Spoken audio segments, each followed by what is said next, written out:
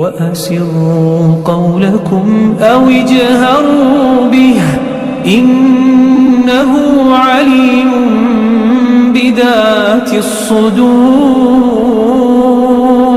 السلام عليكم ورحمة الله وبركاته. الحمد لله رب العالمين والعاقبة للمتقين ولا عدوان إلا على الظالمين. نصلي ونسلم على أشرف الأنبياء والمرسلين. أما بعد، رب اشرح لي صدري ويسر لي أمري واحلل عقدة من لساني يفقهوا قولي. إن أريد إلا الإصلاح ما استطعت وما توفيقي إلا بالله عليه توكلت وإليه أنيب. ഏറ്റവും സ്നേഹബഹുമാനമുള്ള ഖുർആൻ പഠിതാക്കളെ, സഹോദരങ്ങളെ, സഹോദരിമാരെ, അല്ലാഹു സുബ്ഹാനഹു വ തആലയുടെ കൽപ്പനാ നിയമനിർദ്ദേശങ്ങൾ, വിധിവിലക്കുകൾ ജീവിതത്തിലുടനീളം കാത്തുസൂക്ഷിക്കണേ എന്ന് ഏവരോടും ഏറെ ഗൗരവത്തോടെ ഓർമ്മപ്പെടുത്തുകയാണ്, വസിയ്യത്ത് നൽകുകയാണ്. അല്ലാഹു നമ്മുടെ ജീവിതവുമായി ബന്ധപ്പെട്ട് ഒരുപാട് നിയമങ്ങളും നിർദ്ദേശങ്ങളും പരിധികളും വെച്ചിട്ടുണ്ട്. ആ പരിധികളൊന്നും വിട്ടുകിടക്കാതെ അല്ലാഹു വെച്ചിട്ടുള്ള നിയമവും നിർദ്ദേശങ്ങൾ, അതിർത്തികൾ, അത് ആരെങ്കിലും വിട്ടുകടന്നാൽ, ആ പരിധി അവർ ലംഘിച്ചു പോയാൽ അവർ അക്രമകാരികളാണ് എന്നാണ് ഖുർആൻ പറഞ്ഞിട്ടുള്ളത്. അതുകൊണ്ട് അള്ളാഹുവിന്റെ പരിധി അംഗീകരിച്ച് അനുസരിച്ച് യഥാർത്ഥ മുത്തഖീങ്ങളായി ജീവിക്കുക അള്ളാഹു അനുഗ്രഹിക്കുമാറാവട്ടെ. 65-ാം അധ്യായമായ സൂറത്ത് ത്വലാഖാണ് നാം പഠിച്ചുകൊണ്ടിരിക്കുന്നത്. അതിലെ 7 ആയത്തുകൾ പഠിച്ചു. ഇന്നത്തെ ക്ലാസ്സിൽ 8, 9, 10 3 ആയത്തുകളാണ് നാം പഠിക്കുന്നത്.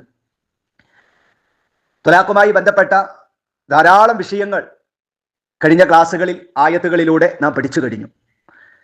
ത്വലാഖിന്റെ വിഷയത്തിൽ, വിവാഹമോചനവുമായി ബന്ധപ്പെട്ട് ഇന്നും മുസ്ലിം സമുദായത്തിൽ പല തെറ്റിദ്ധാരണകളുമുണ്ട്, വേണ്ടാത്ത സംശയങ്ങളുണ്ട്, ഒരുപാട് മാമൂലുകൾ ഓരോ പ്രദേശത്തിലും അതുമായി ത്വലാഖുമായി ബന്ധപ്പെട്ട്, ഇദ്ദയുമായി ബന്ധപ്പെട്ട് പല ആചാരങ്ങളും അന്ധവിശ്വാസങ്ങളും സമൂഹത്തിലുണ്ട്. അത് ഇന്നോ ഇന്നലെയോ തുടങ്ങിയ ഒരു പുതിയ വിഷയമൊന്നുമല്ല. അത് പണ്ട് കാലം മുതലേ അറബികൾക്ക് ത്വലാഖിന്റെ കാര്യത്തിൽ ഒരു വ്യവസ്ഥയും ഉണ്ടായിരുന്നില്ല. അറബികൾക്ക് തോന്നുമ്പോഴെല്ലാം ത്വലാഖ് നടത്തുകയും തോന്നുന്ന സമയത്തൊക്കെ പെണ്ണിനെ മടക്കിയെടുക്കുകയും ചെയ്യുന്ന ഒരു തരം അരാജകത്വമായിരുന്നു ആ അറബികൾ ആ കാലഘട്ടത്തിൽ കാണിച്ചിരുന്നത്. ത്വലാഖ് ചൊല്ലി പെണ്ണിനെ അവളുടെ ഇഷ്ടത്തിന്, അവൾക്ക് മറ്റൊരു വിവാഹം ചെയ്യാനോ വിവാഹത്തിന് സമ്മതിക്കാനോ നിലക്ക് അവളെ പൂർണ്ണമായി ത്വലാഖ് ചൊല്ലി ഒഴിവാക്കുകയില്ല. എന്നാൽ ഭാര്യയായി കണക്കാക്കി അവൾക്ക് ചെയ്തു കൊടുക്കേണ്ട മര്യാദകളും, അവൾക്ക് ചെയ്തു കൊടുക്കേണ്ട വസ്ത്രത്തിന്റെ കാര്യത്തിലും ഭക്ഷണത്തിന്റെ കാര്യത്തിലും ആ നിലക്ക് അവരോട് പെരുമാറുമോ, അതും ചെയ്യില്ല. അപ്പൊ ഭാര്യമാരായി വെക്കുകയുമില്ല, ഭാര്യയല്ലാതെ അവളെ ത്വലാഖ് ചൊല്ലി ഒഴിവാക്കുകയും ചെയ്യാത്ത വളരെ മൃഗീയമായ നിലക്ക് സ്ത്രീകളെ പീഡിപ്പിച്ചിരുന്ന ആ ഘട്ടത്തിലാണ് അല്ലാഹു സുബ്ഹാനഹു വ തആല വളരെ കൃത്യമായി വ്യവസ്ഥാപിതമായ ഈ ത്വലാഖിന്റെ രൂപം അല്ലാഹു തആല ആയത്തിലൂടെ പഠിപ്പിക്കുന്നത്. അതിലെ പല നിയമങ്ങളും നമ്മൾ പറഞ്ഞു കഴിഞ്ഞു. എങ്ങനെയാണ് ത്വലാഖ് വേണ്ടത്, എപ്പോഴാണ് ത്വലാഖ് ചൊല്ലേണ്ടത്, ഇദ്ദയുടെ സമയം എത്രയാണ്, ഇദ്ദയുമായി ബന്ധപ്പെട്ട ഒരുപാട് നിയമങ്ങൾ നമ്മൾ പഠിച്ചു കഴിഞ്ഞു. ഇനി നാം മനസ്സിലാക്കേണ്ട മറ്റൊരു വിഷയം, നമ്മുടെ നാടുകളിലൊക്കെ പഴയ കാലം മുതലേ ഉണ്ടായിരുന്നു, ഇപ്പോൾ കുറച്ചൊക്കെ കുറഞ്ഞിട്ടുണ്ട്. നമ്മൾ ആദ്യ ക്ലാസ്സിൽ സൂചിപ്പിച്ചതുപോലെ ഒരു ഇരിപ്പിൽ തന്നെ തൻ്റെ ഭാര്യയെ നിന്നെ ഞാൻ 3 ചൊല്ലി എന്ന് പറഞ്ഞ് ഒറ്റയടിക്ക് ഒഴിവാക്കുന്ന ഒരു സാഹചര്യം ഉണ്ടായിരുന്നു. മുത്തലാഖ് എന്നാണ് അതിനെ പറയുക. നിയമപരമായി അത് ഇന്ന് നിലനിൽക്കുകയില്ല. എന്നാൽ ഇസ്ലാമുമായി മുത്തലാഖിന് വല്ല ബന്ധമുണ്ടോ? ഇസ്ലാമുമായും ഒറ്റ ഇരുപ്പിൽ ഒരു പെണ്ണിനെ 3 ത്വലാഖും ചൊല്ലുക എന്നത് ഇസ്ലാമല്ല, അള്ളാഹ് പഠിപ്പിച്ചിട്ടില്ല, അള്ളാഹിന്റെ റസൂൽ പഠിപ്പിച്ചിട്ടില്ല, ഇസ്ലാമും പഠിപ്പിച്ചിട്ടില്ല.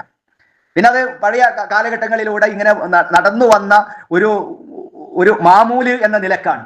അതുകൊണ്ട് തന്നെ പല കുടുംബങ്ങളും അനാഥമായിട്ടുണ്ട്. ഒരു ദേശത്തിന് 3 ത്വലാഖും ചൊല്ലി എന്ന് പറഞ്ഞു. പിന്നെ 3 ത്വലാഖും ചൊല്ലിയിട്ടുണ്ടെങ്കിൽ അവൾ എന്ത് ചെയ്യണം? മറ്റൊരാൾ വിവാഹം ചെയ്യണം. ആ വിവാഹം ചെയ്തിട്ട് അയാൾ വിവാഹമോചനം നടത്തണവർക്ക് കെട്ടണമെങ്കിൽ, അങ്ങനെയൊക്കെ അതൊന്നും നടക്കാതെ ഒരുപാട് കുടുംബങ്ങൾ അനാഥമായ, പ്രയാസപ്പെട്ട, കണ്ണുനീര് വാർത്ത ഒരുപാട് കഥകൾ നമ്മുടെയൊക്കെ നാടുകളിൽ നമ്മുടെ സഹോദരങ്ങൾ, നമ്മുടെ ഉപ്പാപ്പമാരുടെ കാലഘട്ടത്തിലൊക്കെ അവർ അനുഭവിച്ചിട്ടുണ്ട്. എന്നാൽ ഇസ്ലാം പറയുന്നത് ഇങ്ങനെ ഒറ്റ ഇരിപ്പിൽ 3 ത്വലാഖും ചൊല്ലാനല്ല, മറിച്ച് ത്വലാഖ് ചൊല്ലണമെങ്കിൽ തന്നെ ഒരുപാട് കടമ്പകൾ കടക്കണം. നമ്മൾ ഇന്നലത്തെ ക്ലാസ്സിൽ പറഞ്ഞല്ലോ, ഒരുപാട് കടമ്പകൾ കടന്നതിന് ശേഷമേ ത്വലാഖിനെ കുറിച്ച് ആലോചിക്കാൻ പോലും പാടുള്ളൂ. അതുപോലെ തന്നെയാണ് ഈ 3 ത്വലാഖ് എന്ന് പറയുന്നത്. അത് 3 ത്വലാഖും ഒന്നിച്ചല്ല, മറിച്ച് 3 ഘട്ടമാണ് എന്ന് ഖുർആൻ പറയുന്നു. നമുക്ക് കാണാം സൂറത്തുൽ ബഖറയിലെ 229, 230 ആയത്തുകളിൽ അല്ലാഹു സുബ്ഹാനഹു വ തആല ത്വലാഖിനെ കുറിച്ച് പറയുന്നത് അത്വലാഖു മർറതാനി, ത്വലാഖ് എന്ന് പറയുന്നത് മർറത്താനി 2 പ്രാവശ്യമാണ്. വിവാഹമോചനം എന്ന് പറയുന്നത് 2 പ്രാവശ്യമാണ്. ഫഇംസാകും ബിമഅറൂഫിൻ ഔ തസ്രീഹും ബിഇഹ്സാൻ.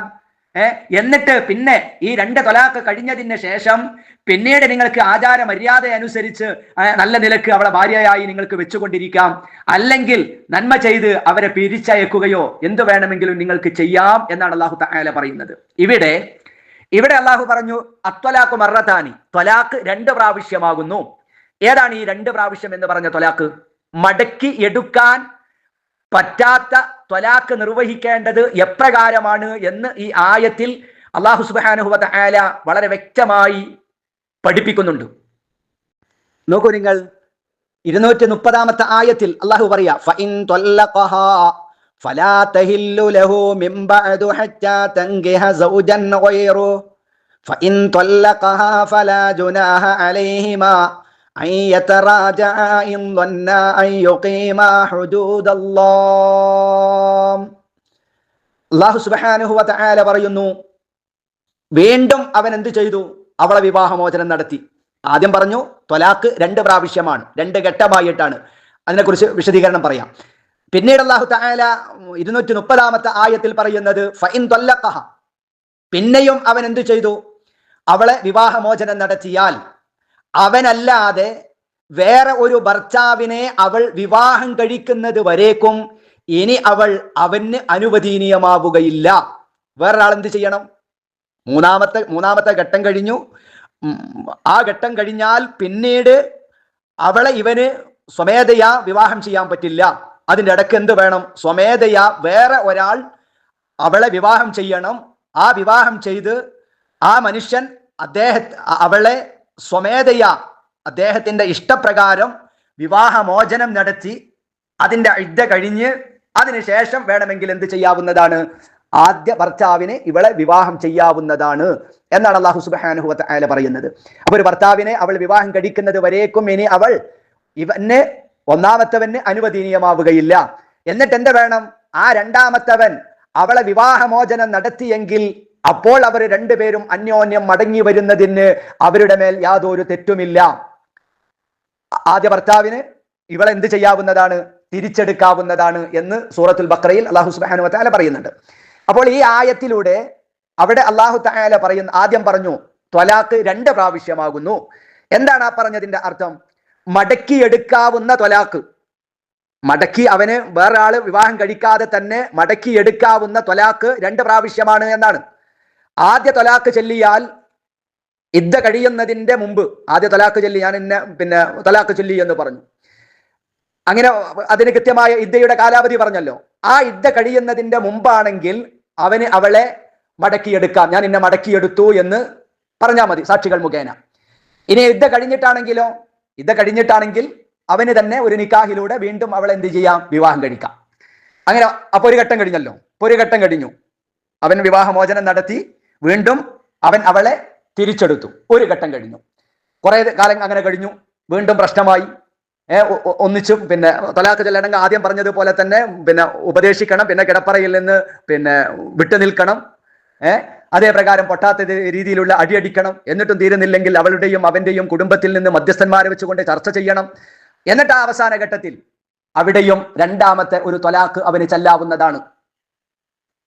ഒന്നിച്ചല്ല, കുറെ കാലം കഴിഞ്ഞ് പിന്നെ രണ്ടാമത്തെ ഘട്ടം അവന് ഒരു ത്വലാഖ് ചെല്ലാവുന്നതാണ്. ഈ ത്വലാഖിലും ഈ രണ്ടാമത്തെ ഘട്ടത്തിലും ഇദ്ദ കഴിയുന്നതിന്റെ മുമ്പാണെങ്കിൽ അവളെ ഒരു നിക്കാഹില്ലാതെ അവന് തിരിച്ചെടുക്കാം. രണ്ടാമത്തെ ഘട്ടം കഴിഞ്ഞു, ആ ഘട്ടത്തിൽ ഇദ്ദ കഴിഞ്ഞു. ഇദ്ദ കഴിഞ്ഞിട്ടുണ്ടെങ്കിൽ വേറെ ആൾ നിക്കാഹി ചെയ്യേണ്ടതില്ല. വേറെ ആൾ നിക്കാഹി ചെയ്യുന്നതിന് മുമ്പ് തന്നെ ഇവൻ എന്ത് ചെയ്യാം? ഒരു നിക്കാഹിലൂടെ ഇവളെ തിരിച്ചെടുക്കാവുന്നതാണ്. ഇതാണ് അല്ലാഹു സുബ്ഹാനഹു വ തആല അത്വലാഖു മർറതാനി, ത്വലാഖ് 2 പ്രാവശ്യമാണ് എന്ന് പറഞ്ഞതിന്റെ അർത്ഥം.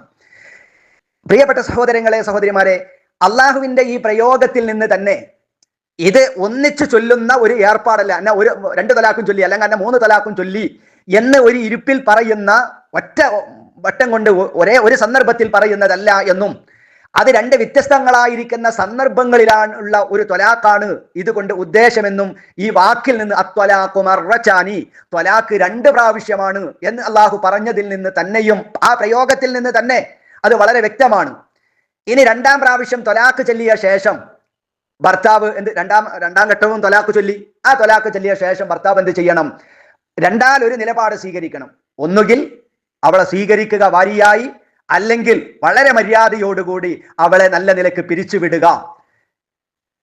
ഇനി മൂന്നാമത്തെ തൊലാക്ക്, രണ്ടാം പ്രാവശ്യവും മടക്കിയെടുത്തു. ഒന്നുകിൽ ഇദ്ദ കഴിയുന്നതിന്റെ മുമ്പ് മടക്കിയെടുത്തു, അല്ലെങ്കിൽ ഇദ്ദ കഴിഞ്ഞതിന് ശേഷം നിക്കാഹിലൂടെ മടക്കിയെടുത്തു. അങ്ങനെ മടക്കിയെടുത്തതിന് ശേഷവും വീണ്ടും ശരിയാകണില്ല, ഒരു രക്ഷയുമില്ല. എല്ലാവിധ അള്ളാഹു പറഞ്ഞതുപോലെ തന്നെ ആ 4 നടപടികളില്ലേ, ആ 4 നടപടികളും നടത്തി. ഒരു നിലക്കും നന്നാകുന്നില്ല, രണ്ടു കൂട്ടരും ഒരു നിലക്കും മുന്നോട്ട് പോകുന്നില്ല എന്ന ഒരു സാഹചര്യം വന്നാൽ ഇവിടെയാണ് അള്ളാഹു സുബ്ഹാനഹു വ തആല പറഞ്ഞ ആ മൂന്നാമത്തെ തൊലാഖിന്റെ ഘട്ടം. ഓനെന്ത് ചെയ്തു? അന്ന് ഞാൻ ഒഴിവാക്കി എന്ന് പറഞ്ഞു, ഞാൻ തൊലാഖ് ചൊല്ലി എന്ന് പറഞ്ഞു. എത്ര തൊലാഖായി? ആദ്യം 1 കഴിഞ്ഞു, തിരിച്ചെടുത്തു. രണ്ടാമതൊന്ന് കഴിഞ്ഞു, തിരിച്ചെടുത്തു. ഇവിടെ മൂന്നാമതും തൊലാഖ് ചൊല്ലി. മൂന്നാമത്തെ ഒരു ഘട്ടത്തിൽ, ഈ മൂന്നാമത്തെ ഘട്ടത്തിൽ തൊലാഖ് ചൊല്ലിയാൽ ഒരു പ്രത്യേകമായ നിയമമാണ് അല്ലാഹു തആല പറയുന്നത്. ആദ്യം ചൊല്ലിയതുപോലെ, ആദ്യ 2 സന്ദർഭങ്ങളിൽ ഉള്ളതുപോലെ ഇവൻ എന്ത് ചെയ്യാൻ പറ്റൂല? ഇവന്റെ ഭാര്യയെ അവന് തിരിച്ചെടുക്കാൻ പറ്റുകയില്ല. മൂന്നാമത്തെ തൊലാഖാണ്. കാരണം ആ മൂന്നാമത്തെ തൊലാഖ് ചൊല്ലിയാൽ എന്ത് വേണം? വേറെ ഒരാൾ ഇവളെ വിവാഹം കഴിക്കണം. വിവാഹം കഴിച്ചാൽ മാത്രം പോരാ, ആ വിവാഹം കഴിക്കുന്നത് രണ്ടുപേരുടെയും പൂർണ്ണമായ മനസ്സമ്മതത്തോടുകൂടെയാകണം. വേറെ എന്തെങ്കിലും ഒരു താല്പര്യം ഉണ്ടാകരുത്. ആദ്യ ഭർത്താവ് പൈസ കൊടുത്തിട്ടോ അല്ലെങ്കിൽ വേറെ ഏതെങ്കിലും തരത്തിൽ ഒരു അള്ളാനെ പൊട്ടീസാക്കുന്ന ഒരു ഏർപ്പാടുണ്ടല്ലോ, അത്തരത്തിലൊന്നും ആകരുത്. രണ്ടുപേരും പരസ്പരം കണ്ട് ഇഷ്ടപ്പെട്ട് ഭാര്യ ഭർത്താക്കന്മാരായി ജീവിക്കാൻ ഉള്ള ഒരു മാനസികമായ മുന്നൊരുക്കത്തോടു കൂടെ അവർ വിവാഹം ചെയ്യണം. വിവാഹം ചെയ്താൽ മാത്രം പോരാ, വിവാഹം ചെയ്ത് അന്നേരം അപ്പം തന്നെ ഒഴിവാക്കിയിട്ടുണ്ടവർക്ക് ആദ്യത്തെ ഭർത്താവിന് കെട്ടാൻ പറ്റുമോ? വിവാഹം ചെയ്യാൻ പറ്റുമോ? പറ്റില്ല. ആ വിവാഹം കഴിഞ്ഞതിന് ശേഷം അവര് ബന്ധപ്പെടണം. അവര് വിവാഹം കഴിഞ്ഞ് ഒരു ഭാര്യ ഭർത്താക്കന്മാർ ആയ ആ ഒരു ജീവിതം അവർ ആരംഭിച്ചു. അങ്ങനെ ആരംഭിച്ചിട്ട് ഒരാളുടെയും നിർബന്ധത്തിനോ അതല്ലെങ്കിൽ മറ്റെന്തെങ്കിലും തരത്തിലുള്ള ഏതെങ്കിലും ഒരു സമ്മർദ്ദമോ ഒന്നുമില്ലാതെ രണ്ടാമത് വിവാഹം ചെയ്ത ഇവർ വിവാഹമോചിതരായാൽ എന്താക്കാവുന്നതാണ്? ആദ്യത്തെ ഭർത്താവിന് അവളെ വിവാഹം കഴിക്കുന്നതിന് വിരോധമില്ല. മനസ്സിലായില്ലേ? അപ്പോൾ ഈ മുത്തലാഖ് എന്ന് പറയുന്നത് ഒരു ഘട്ടത്തിൽ, ഒരു സമയത്ത് ചൊല്ലുന്നതിനല്ല, 3 ഘട്ടമായിട്ടാണ്. മൂന്നാമത്തെ ഘട്ടത്തിൽ എത്തിയാൽ അവിടെ ഇവന് രണ്ടാമത് ഇവളെ തിരിച്ചെടുക്കണമെങ്കിൽ സ്വയഷ്ടപ്രകാരം വിവാഹം നടക്കുകയും അവര് ബന്ധപ്പെടുകയും അങ്ങനെ സ്വയഷ്ടപ്രകാരം അവർ വിവാഹമോചനം നടത്തുകയും ചെയ്തു. അവരുടെ ഇദ്ദാ സമയം കഴിഞ്ഞാൽ ആദ്യ ഭർത്താവിന് ഇവളെ വിവാഹം കഴിക്കുന്നതിന് വിരോധമില്ല എന്നാണ് അല്ലാഹു സുബ്ഹാനഹു വ തആല പറഞ്ഞിട്ടുള്ളത്. മനസ്സിലായില്ലേ? രണ്ടാമത്തെ ഭർത്താവ് വിവാഹമോചനം നടത്തി, ആ വിവാഹമോചനം നടത്തിയതിന് ശേഷം അവൾ ഇദ്ദ ഇരിക്കണം. ആ ഇദ്ദയുടെ കാലാവധിയും കഴിഞ്ഞ ശേഷം മാത്രമേ ആദ്യ ഭർത്താവിന് വേണമെങ്കിൽ എന്ത് ചെയ്യാം? ഇവളെ വിവാഹം കഴിക്കുന്നതിന് വിരോധമില്ല. ഇങ്ങനെയാണ് ഇസ്ലാമിൽ അള്ളാഹ് പഠിപ്പിച്ച 3 തൊലാഖ്. അല്ലാതെ നമ്മുടെ പുരോഹിതന്മാർ ഉണ്ടാക്കിയതുപോലെ ഒരേ സ്ഥലത്ത് വെച്ച് ഒറ്റ സന്ദർഭത്തിലായി നിന്നെ ഞാൻ 3 ചൊല്ലിയടി എന്ന് പറയുന്നതിനല്ല. 3 ഘട്ടമായി തന്നെയാണ് ഇത് നടത്തേണ്ടത്. ഇതിൽ ഒരു സംശയവും നമുക്ക് ആർക്കും ഉണ്ടാകേണ്ടതില്ല. കാരണം ഇമാം അഹ്മദ് റഹ്മഹുല്ലാഹ് തന്റെ മുസ്നദിൽ നബി സല്ലല്ലാഹു അലൈഹി വസല്ലമയുടെ കാലത്ത് 3 തൊലാഖ് ഒരുമിച്ച് ചൊല്ലിയത്, നിന്റെ 3 തൊലാഖും ചൊല്ലി എന്ന് പറഞ്ഞത് 1 മാത്രമായിട്ടാണ് കണക്കാക്കാൻ പറ്റൂ എന്ന് പറഞ്ഞ സംഭവം രേഖപ്പെടുത്തിയതായി കാണാവുന്നതാണ്. പല ഹദീസിന്റെ ഗ്രന്ഥങ്ങളിലും അങ്ങനെയുണ്ട്. എന്നാൽ നമ്മുടെ നാടുകളിൽ അല്ലാഹു തആല എങ്ങനെ പറഞ്ഞു? അതിന് റഹ്മാനായ റബ്ബിനെ പൊട്ടീസാക്കാൻ, അള്ളാഹുവിന്റെ നിയമത്തിന്റെ പരിധി നിങ്ങൾ ലംഘിക്കരുതേ എന്ന് പറഞ്ഞപ്പോ ആ റബ്ബ് തആല വെച്ചിട്ടുള്ള പരിധിയെയും നിർദ്ദേശങ്ങളെയും അതങ്ങ് ചാടിക്കടക്കാൻ നമ്മുടെ നാട്ടിലെ ചില വിളവന്മാർ ഒരു ഏർപ്പാടുണ്ടാക്കി. അല്ലേ? ഇപ്പൊ ഒന്നില്ലെങ്കിലും നമ്മുടെ ഉപ്പാപ്പമാരോടൊക്കെ ചോദിച്ചാൽ അതറിയാം. അതിന് അനുഭവസ്ഥരായിരിക്കും നമ്മുടെ ഉപ്പമാരിൽ, പിതാക്കളിൽ, നമ്മുടെ മാതാക്കളിൽ പലരും അത്തരം അനുഭവസ്ഥരാകുന്ന ആളുകളുണ്ട്. നമ്മുടെ ഈ അടുത്ത കാലത്ത് തന്നെ നമ്മുടെ നാട്ടിലൊക്കെ അത്തരം സംഭവങ്ങൾ ഉണ്ടായിട്ടുണ്ട്. എന്റെ ഉസ്താദിന്റെ മുമ്പ് പോയിട്ട് ഒരാൾ പറഞ്ഞു, എനിക്ക് നല്ല പരിചയമുള്ളൊരു സഹോദരൻ, അദ്ദേഹം പള്ളിയിലെ കാലിയാരെ മുമ്പിൽ ചെന്നിട്ട് പറഞ്ഞു, എൻ്റെ ഭാര്യയെ ഞാൻ 3 ചൊല്ലി എന്ന് പറഞ്ഞു. പള്ളിയിലത്തെ ഉസ്താദാണ് സാക്ഷി. ഒരു രക്ഷയുമില്ല. അദ്ദേഹം മുത്തലാഖുണ്ട് എന്നാണല്ലോ നമ്മുടെ നാട്ടിൽ പല ആളുകളും വാദിക്കുന്നത്. ആ നിലക്ക് ഇവരുടെ വിവാഹമോചനം നടന്നു. അദ്ദേഹം നല്ല തണ്ണീല അത് പറഞ്ഞത്, മനസ്സിലായില്ലേ? നല്ലൊരു മാനസികമായിരിക്കുന്ന പിരിമുറുക്കത്തോടു കൂടെയല്ല അദ്ദേഹം പറഞ്ഞത്. എന്നാലും അദ്ദേഹത്തിന്റെ ഭാര്യ അദ്ദേഹം വിവാഹമോചനം നടത്തി. ആകെ പ്രശ്നമായി. അവസാനം അദ്ദേഹം കണ്ട ഒരു മാർഗം എന്താ? എൻ്റെ ജീവിതത്തിൽ അനുഭവമുള്ളതാണ്. അദ്ദേഹം കണ്ടത് അദ്ദേഹത്തിന്റെ ഒരു കൂട്ടുകാരൻ, അദ്ദേഹത്തിനെ പോലെ തന്നെ ഒരു കൂട്ടുകാരനെ സംഘടിപ്പിച്ച് കുറച്ച് പൈസയൊക്കെ ഉണ്ടാക്കി, എൻ്റെ ഭാര്യ ഞങ്ങൾ കെട്ടണം എന്ന് പറഞ്ഞു. നിക്കാഹിനുള്ള മഹറിനുള്ള പൈസ 2500 റുപ്യയാണ് മഹർ. ആ മഹറിനുള്ള പൈസയും ആദ്യ ഭർത്താവിന് ഉണ്ടാക്കി കൊടുത്ത്, എൻ്റെ ഭാര്യ ഞങ്ങൾ കെട്ടണം, എന്നിട്ട് അന്ന് ചോറൊക്കെ തിന്ന് നമുക്ക് രാത്രി നിങ്ങളെ വരേക്ക് നിങ്ങൾ പോയിക്കോളി. അങ്ങനെ ഈ അടുത്ത് പോലും നമ്മുടെ നാട്ടിൽ നടന്നിട്ടുണ്ട്.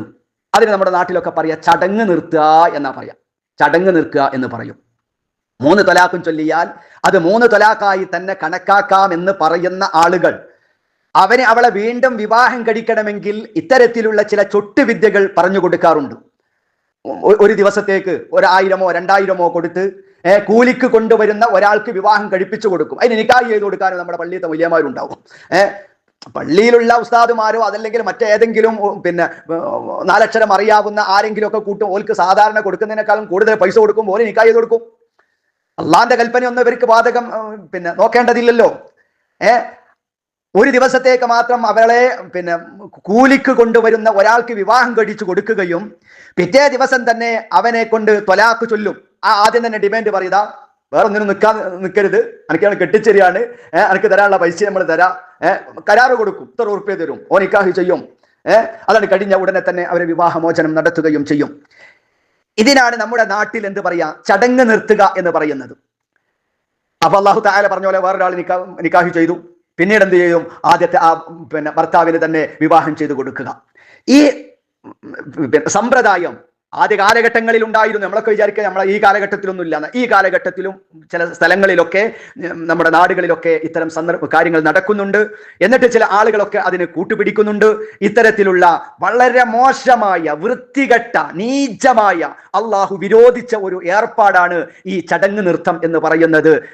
ഇവിടെ നിർബന്ധപൂർവം ഒരാൾക്ക് വിവാഹം ചെയ്തു കൊടുക്കാനോ വിവാഹം ചെയ്തു കൊടുക്കുവാനോ അതല്ലെങ്കിൽ കൂലി പറഞ്ഞുകൊണ്ട് ഭാര്യയെ വിവാഹം ചെയ്തു കൊടുക്കുവാനോ, വിവാഹം ചെയ്താൽ ആ പെണ്ണിനെ നീ ത്വലാഖ് ചൊല്ലണം, നിർബന്ധപരമായി അവളെ ത്വലാഖ് ചൊല്ലിക്കാനോ പാടില്ല എന്നാണ് അല്ലാഹു സുബ്ഹാനഹു വ തആല വളരെ കൃത്യവും വ്യക്തവുമായി നമുക്ക് പഠിപ്പിച്ചു തന്നത്.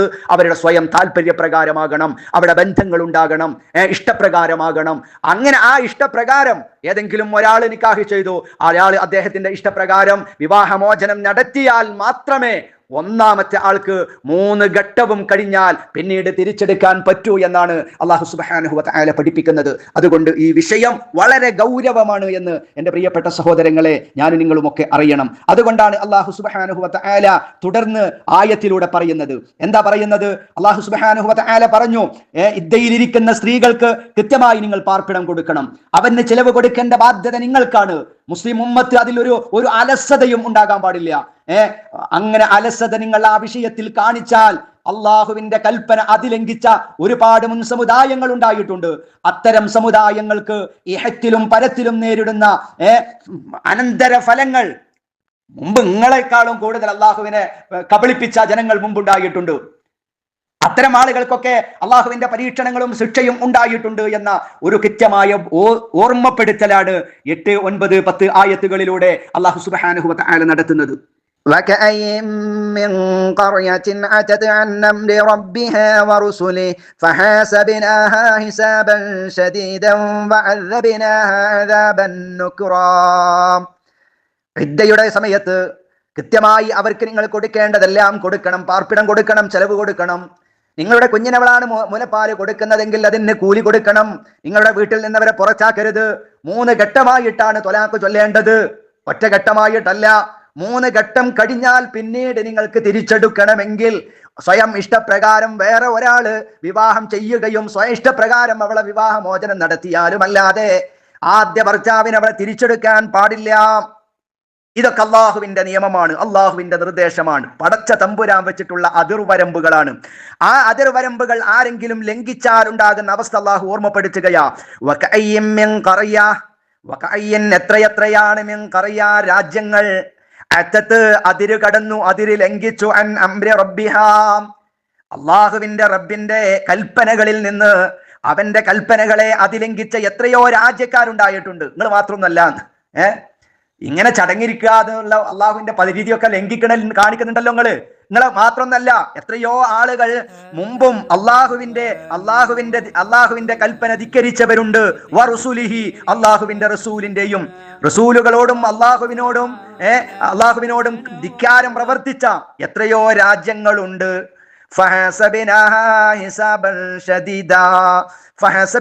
അതിനാൽ നാം അതിനെ വിചാരണ കണക്ക് നോക്കൽ നടത്തി. ഹിസാബൻ ഒരു കണക്ക് നോക്കൽ, ഷദീദൻ അതിശക്തമായ ഒരു കണക്ക് നോട്ടം നമ്മൾ അങ്ങ് നടത്തി. എപ്പോ? എന്റെ കൽപ്പന ധിക്കരിച്ചപ്പോ, പ്രവാചകന്റെ കൽപ്പന ധിക്കരിച്ചപ്പോ. മാത്രവുമല്ല നാം സൃഷ്ടിച്ചു അതിനെ നാം സൃഷ്ടിച്ചു, ആ നാടിനെ, ആ നാട്ടുകാരെ, ഏറ്റവും വഷളായ വെറുക്കപ്പെട്ട ശിക്ഷ, ഭയാനകരമായ ശിക്ഷ നമ്മൾ അവർക്ക് അങ്ങ് കൊടുത്തു എന്ന് അള്ളാഹു പറയാ. എപ്പോ? അള്ളാഹുവിനെയും അവന്റെ റസൂലിനെയും കൽപ്പനകൾ ധിക്കരിച്ചപ്പോൾ.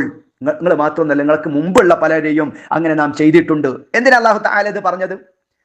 അള്ളാഹുവിന്റെ കൽപ്പന വേണ്ടതുപോലെ മനസ്സിലാക്കാതെ മുത്തലാഖുമായി നടന്നാൽ, ചടങ്ങ് നൃത്തവുമായി നടന്നാൽ, നിങ്ങൾക്ക് തോന്നിയതുപോലെയാക്കി മാറ്റിയാൽ, തോന്നുമ്പോൾ കെട്ടുകയും തോന്നുമ്പോൾ ഒഴിവാക്കുകയും ആ ഒഴിവാക്കൽ തന്നെ തോന്നും പോലെ ആക്കിയാൽ, അള്ളാഹുവിന്റെയും അവന്റെ റസൂലിന്റെയും കൽപ്പന ധിക്കരിച്ചാൽ മുൻ സമുദായങ്ങൾക്ക് മാത്രമല്ല അദാബ് ഉണ്ടാവുക, ശിക്ഷയുണ്ടാവുക, നിങ്ങൾക്ക് ഉണ്ടാകട്ടോ എന്നൊരു ഓർമ്മപ്പെടുത്തലാണ്.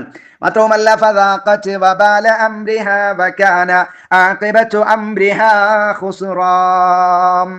ഏറ്റവും വഷളായ ശിക്ഷ നാം അവരെ സൃഷ്ടിച്ചു.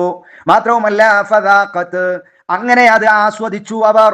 വബാല അംരിഹാം, അവയുടെ കാര്യത്തിന്റെ ദുഷ്ഫലം അവർ ആസ്വദിച്ചു.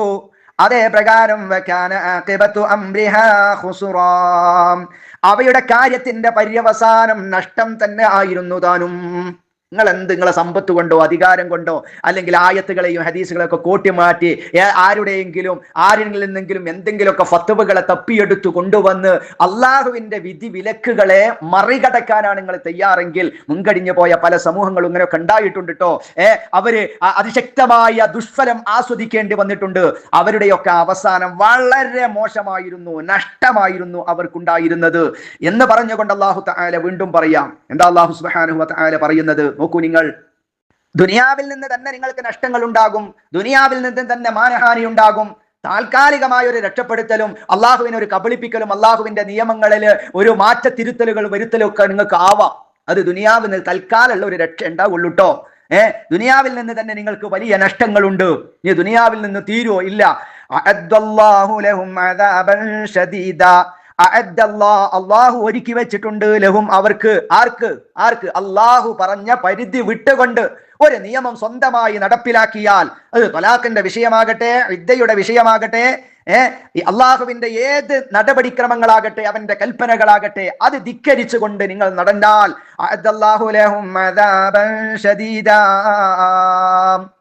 ആ ആളുകളാകുന്ന അള്ളാഹുവിനെ ധിക്കരിച്ചു നടന്ന, പ്രവാചകനെ ധിക്കരിച്ചു നടന്ന ആളുകൾക്ക് അള്ളാഹു കഠിനമായ ഒരു ശിക്ഷ ഒരുക്കി വെച്ചിട്ടുണ്ട്.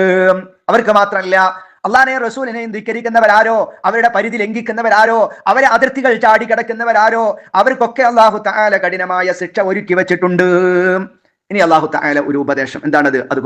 അതുകൊണ്ട് ഫത്തഖുല്ലാഹ്, അള്ളാഹിനെ സൂക്ഷിച്ചട്ടോ. യാ ഉലിൽ അൽബാബ് അല്ലദീന ആമനു, ബുദ്ധിമാന്മാരെ വിശ്വസിച്ച ആളുകളെ, നിങ്ങൾ അള്ളാഹുവിനെ സൂക്ഷിക്കുവീൻ. അല്ല പറഞ്ഞതിൽ നിന്ന് നിങ്ങളെ ബുദ്ധിക്കനുസരിച്ച്, സാഹചര്യത്തിനനുസരിച്ച് എവിടെന്നെങ്കിലും പൈസ കൊടുത്ത് ഫത്വ ഉണ്ടാക്കിയിട്ട് ആളെ പുയാപ്പള്ളുണ്ടാക്കി അത്തരത്തിലുള്ള ഒരു ചടങ്ങ് നൃത്തവും വേണ്ടാത്ത ഒരു ഹീനമായിരിക്കുന്ന ഒരു പ്രവർത്തനങ്ങളും ബുദ്ധിമാന്മാരാകുന്ന വിശ്വാസികളെ നിങ്ങളെ ഭാഗത്ത് നിന്ന് ദയവ് ചെയ്ത് ഉണ്ടാകരുതേ. ഖദ് അൻസലല്ലാഹു ഇലൈക്കും ദിക്റ, ഖദ് അൻസലല്ലാഹു ഇലൈക്കും, തീർച്ചയായും അള്ളാഹു ഇതാ നിങ്ങളിലേക്ക് ഇറക്കിയിരിക്കുന്നു ദിക്റൻ, ഒരു ഉത്ബോധനം ഇറക്കി തന്നിരിക്കുന്നു. റഹ്മാനായ റബ്ബ് ഇറക്കി തന്ന ഉത്ബോധനമാണ്.